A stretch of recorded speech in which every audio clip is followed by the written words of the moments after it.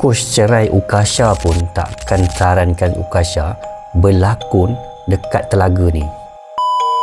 Orang pernah dengar tak? Satu telaga yang dikatakan hidup telan manusia.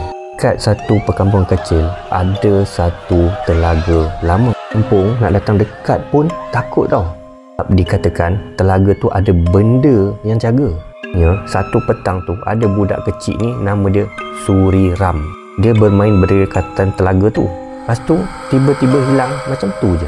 Tinggal hanya selipar dia di dalam telaga tu tadi. Daripada tu orang kampung percaya telaga tu adanya sesuatu yang menjaga. Berapa tahun sekali mesti akan ada satu nyawa yang hilang. Dikatakan menuntut korban orang kampung.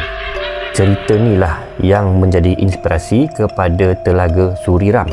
Korang lah kan ada nampak telaga lama, korang nak pergi dekat tak?